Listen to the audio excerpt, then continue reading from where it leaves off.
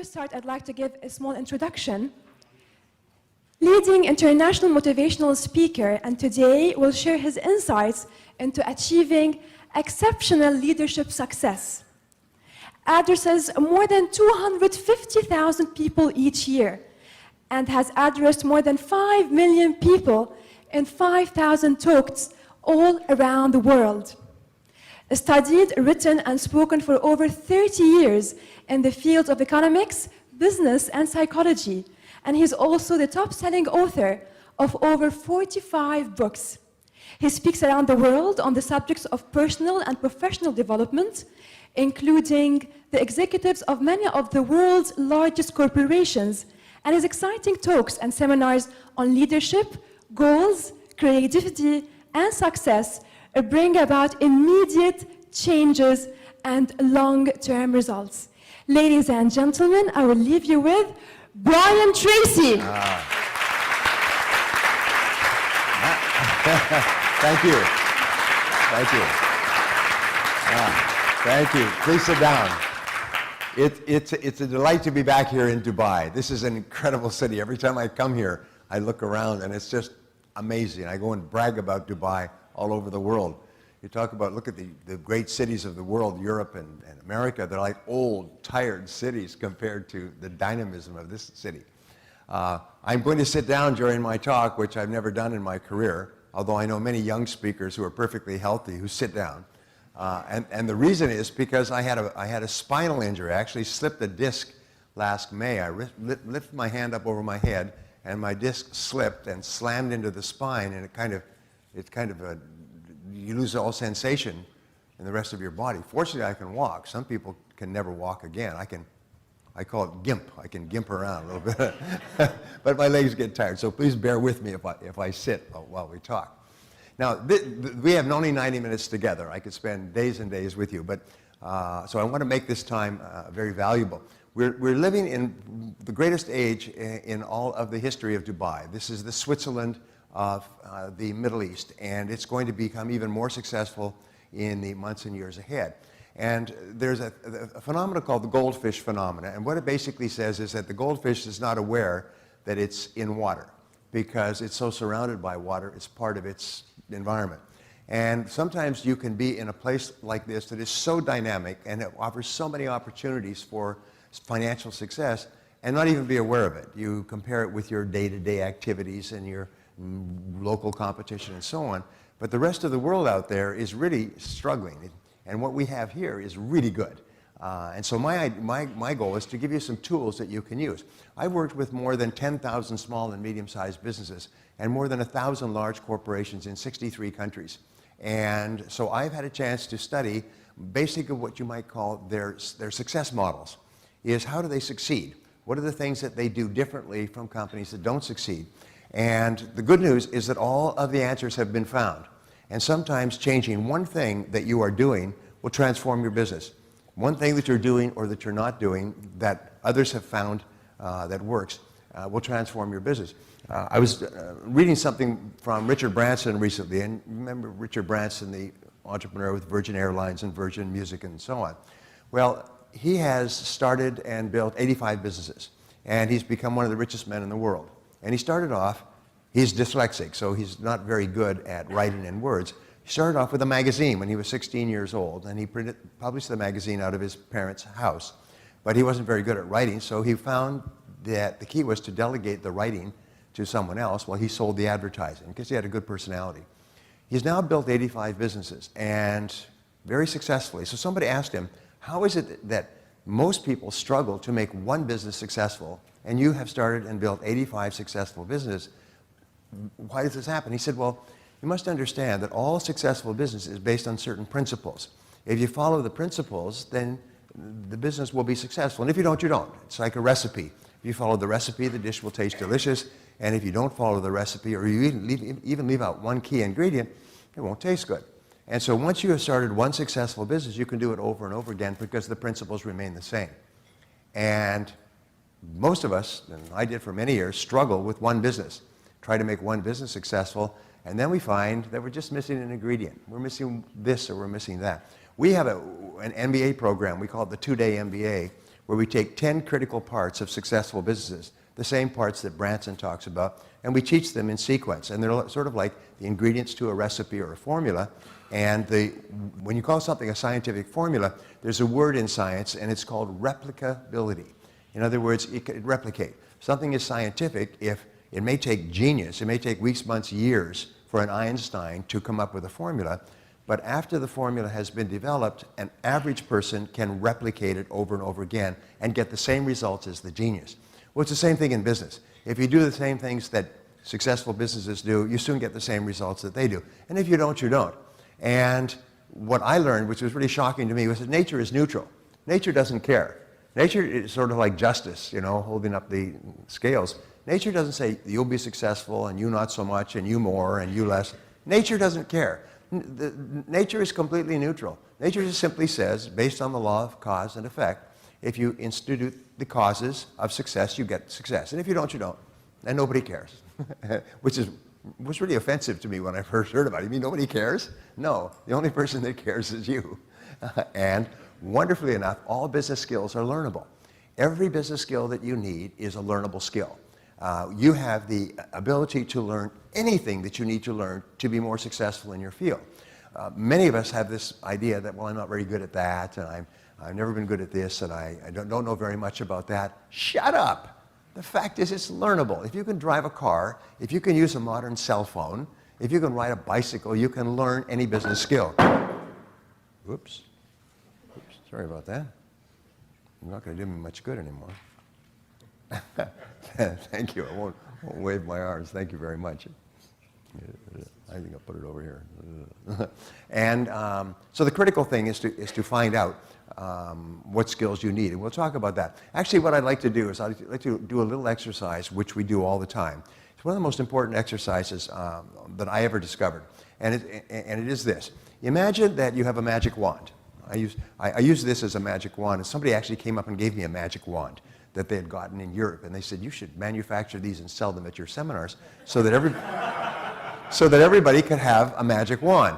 And a magic wand is a way of thinking. In magic wand thinking, you imagine you could wave a magic wand and you could have your situation any way you wanted. And when you do that, you'll find the number one reason why we don't move ahead is because we have fears and doubts, we have limitations, we don't have enough money, I didn't get enough education, I don't know enough people, the competition is too hard, it's too hot outside, blah, blah, blah, okay?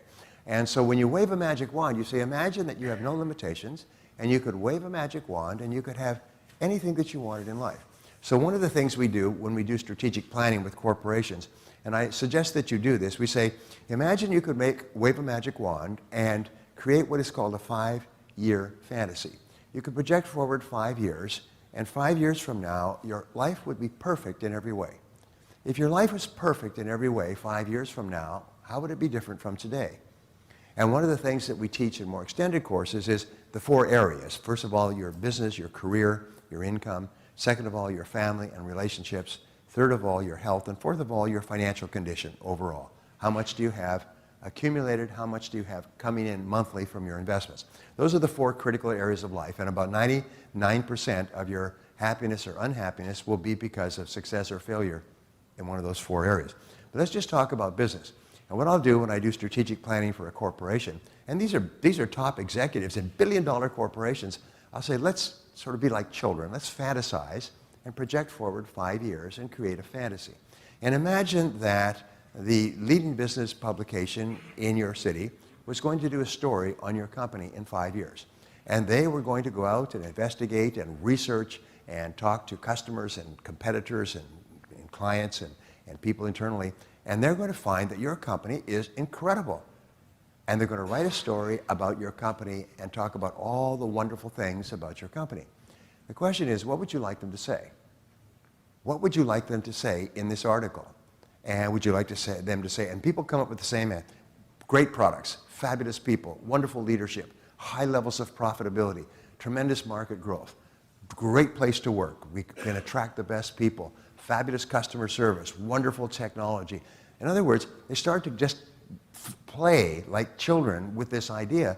If my company was perfect, this is what they would say about my company. And I cannot tell you how important this is, because there's a rule that says that whatever you see, you will be. And if you have a clear picture of what you would like your future company to look like, and then you come back to the present and you say, all right, if that's where I want to be in 5 years, what would I have to do starting today to begin to create that perfect company? What would be the first step? And here's the most amazing thing, is you can always see the first step. You'd always know that you should start doing more of this, or start doing less of that, or start doing something new, or stop doing something that you're already doing. But you can always see the first step. And the most wonderful thing is that when you take the first step, is you get 3 benefits. The first benefit is that you get feedback, which enables you to self-correct. And all of life is a process of experimenting and feedback and changing and correcting. That's all of life. Second of all is you get ideas. There's something about acting that actually triggers your creativity. It makes you smarter. It activates more of your brain. Sitting there passively doesn't do anything, but taking action actually sort of lights up your brain like a Christmas tree, or whatever we use. And the third factor is that taking action gives you confidence. Your self-confidence goes up. Is the more actions you take in the direction of your goals, the more confidence you have, the more creative you are, the more energy you have, the happier you are. You feel like you're in control of your life. You feel powerful. And that is why the difference, the 80-20 rule that we've talked about, the top 20% of people in every society and business are proactive. They're constantly taking action. The bottom 80% are passive, is they're waiting for someone else to come and tell them what to do. And so since you are highly proactive, you're obviously in the top, probably the top 10% of your field. And the people in the top 10% are the ones who enjoy all the rewards. They're the ones that make all the money. They're the ones that make all the progress. Maybe not in the short term, but in the long term. You know, we're talking on the radio today is that the average self-made millionaire has been bankrupt or nearly bankrupt 2.3 times before they broke through. And they finally hit it. And they made countless mistakes. They failed over and over again. They fell on their face and fell on their face. But because they knew where they were going, when they fell on their face and picked themselves up, they were a little bit closer to their goal. Each time you fall down, you pick yourself up.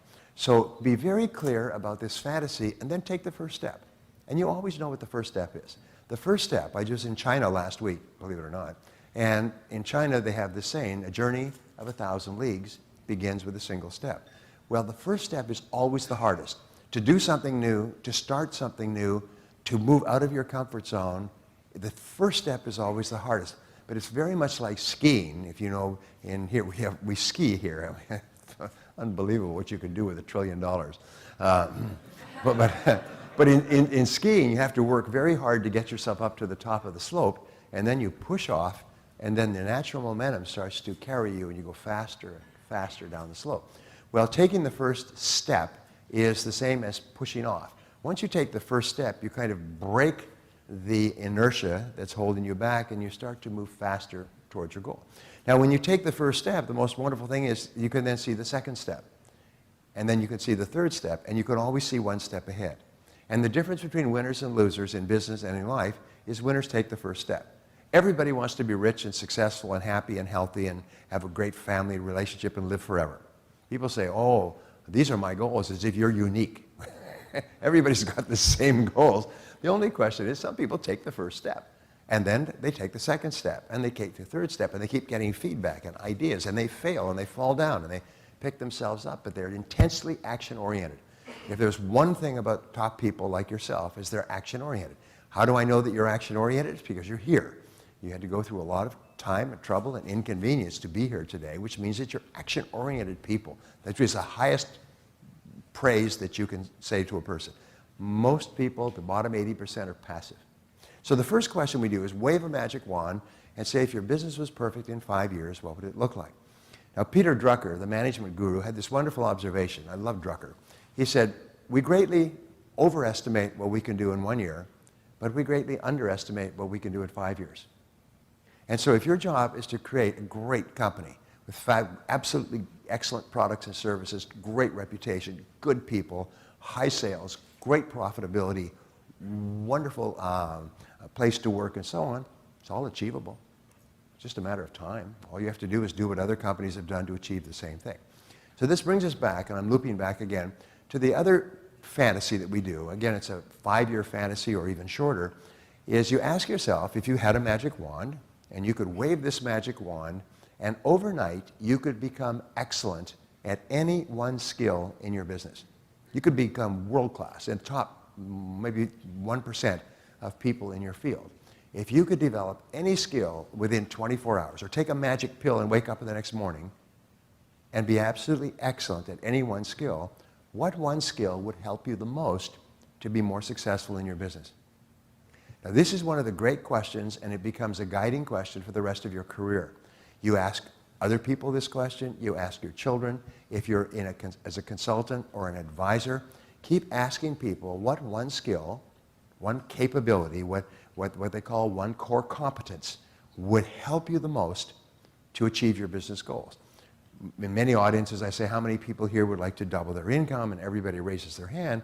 Then I say, what one skill would help you the most to double your income?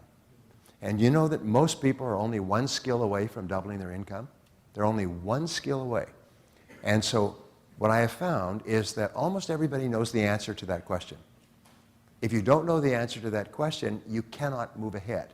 If you do not know the answer to that question, and you cannot focus on that question, then you're stuck in place. Because the only way that we move ahead is by getting better at the most important things that we do. If we're not getting better, as the basketball coach said, if you're not getting better, you're getting worse.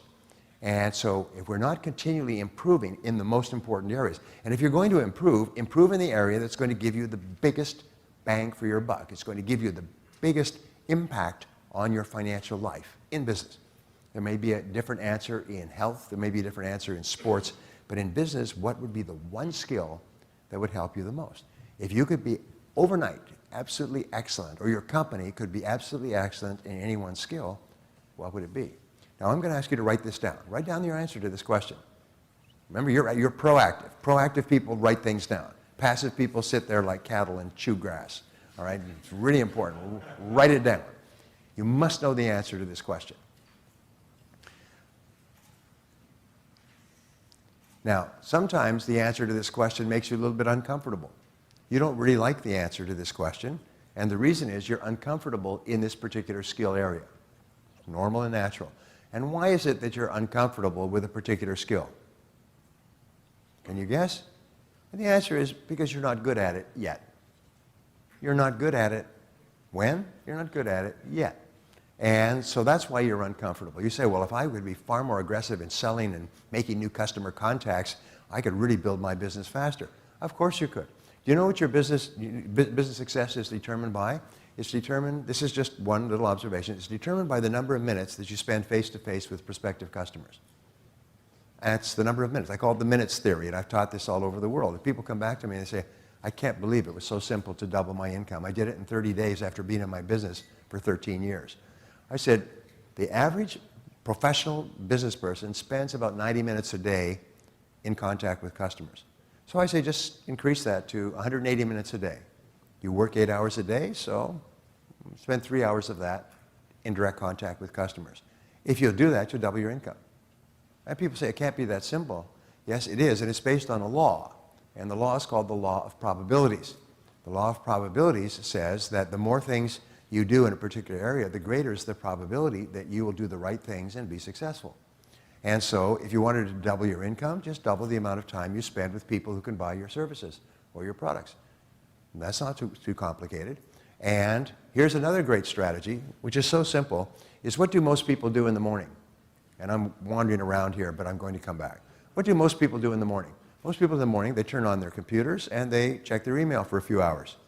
And they turn up their bell, so it goes ding, ding, ding, ding, and they're like, attention, deficit, disorder, children, ding, ding, ding, ding, ding, ding, answering their phone, ding, ding, ding.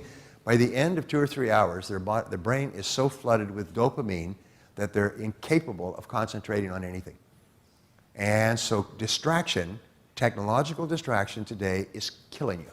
It's destroying your hopes for your future. It's keeping you busy, and at the end of the day, you've accomplished nothing, and you're exhausted. According to a recent report, every time that you respond to a new impulse and a new distraction, it burns up part of your brain energy.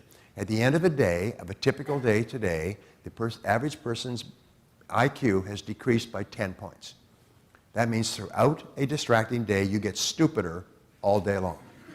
And by the end of the day, you're just plain stupid.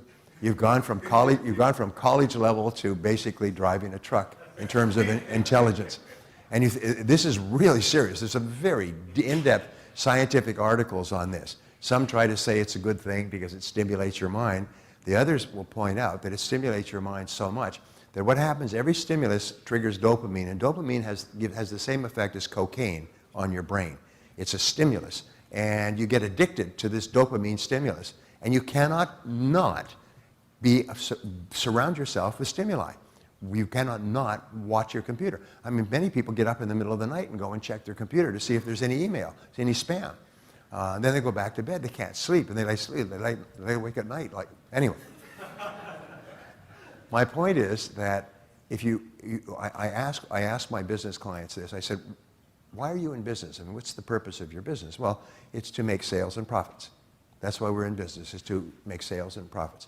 I say, well, if that's what your business is, then do you spend all of your time making sales and profits? Well, sort of. Do you know what the average business owner today spends only 11% of their time in marketing and sales? All the rest is distraction. And they don't even realize it until somebody follows them around with a camera and a stopwatch. The average business owner today is so distracted that they're distracted away from what they do.